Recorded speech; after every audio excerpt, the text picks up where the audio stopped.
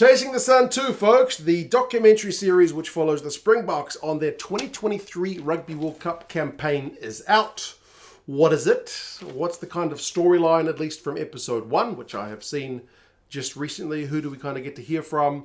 Is there much drama? Overall thoughts? I'll go through my thoughts and you guys can let us know yours as well. I would say Chasing the Sun 2 feels different from the original Chasing the Sun 1. Chasing the Sun 1... which followed the 2019 campaign, very much felt like a story of redemption. Like this underperforming Springbok squad goes from that low point, change of coach, Rassie comes along, and then building up to the 2019 Rugby World Cup champion run. This is defending champions looking to hold on to their title. So it's a very different vibe from Chasing the Sun 1.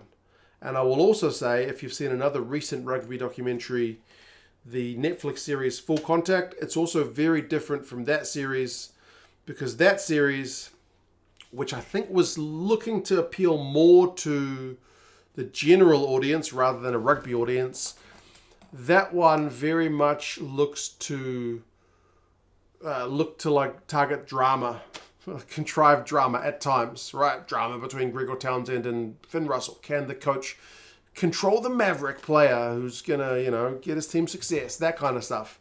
This one, I feel like the target audience is much more, well, it's obviously South Africans, but also more rugby fans as well. There's a lot of connections between like the players, the coaches, and like their country and what it means, more so than contrived drama. There is a bit of drama, like the storyline, if I can go through it briefly without kind of going... Is it spoilers? Because it kind of follows the Rugby World Cup campaign. But episode 1, the storyline follows the Scotland build-up and then the result. And you get to hear from a bunch of players and the coaches. So the drama is Pool B sucks because it's very competitive. Scotland are a highly ranked side. It's one of the best Scottish sides ever.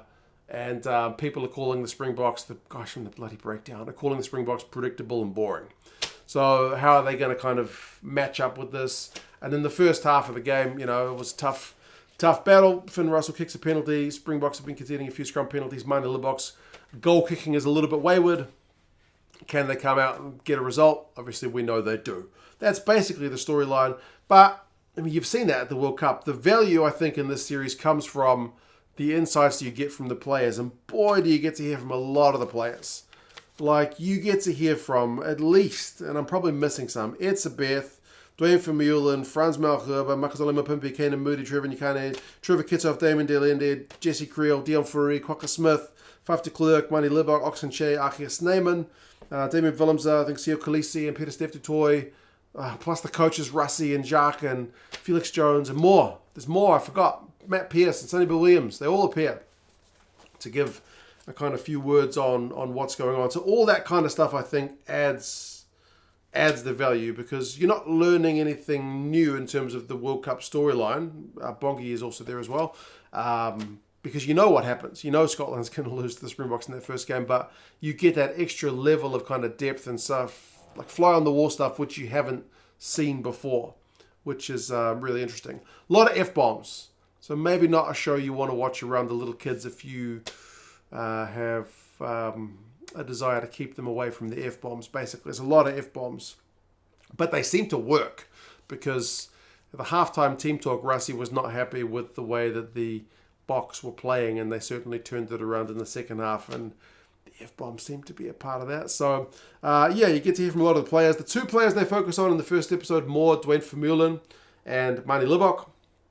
Dwayne Vermeulen, connection with his family, his father who's passed away, and you hear from his mother and his sister. That kind of stuff gives you a bit of more insight into the man. And then Manie Libbok, taking that pressure role of being the Springboks number 10 at a World Cup. Missing a few goal kicks, but, talk about his family upbringing and whatnot. So, yeah, it's really kind of insightful stuff. And I would imagine as each episode goes by, they'll do that same thing, which I think they did with the last Chasing the Sun series, is each episode, we'll hear from a lot of guys, but then they'll have a particular focus on a couple of guys throughout each episode. So, yeah, overall, I really enjoyed it. There's a kind of few funny moments. There's one where they switch to the Xhosa commentary, which just seems like entertaining, more entertaining than English commentary. They talked about Cheslin's Colby's footwork being like sorcery, and ankle breaking, like that stuff's awesome.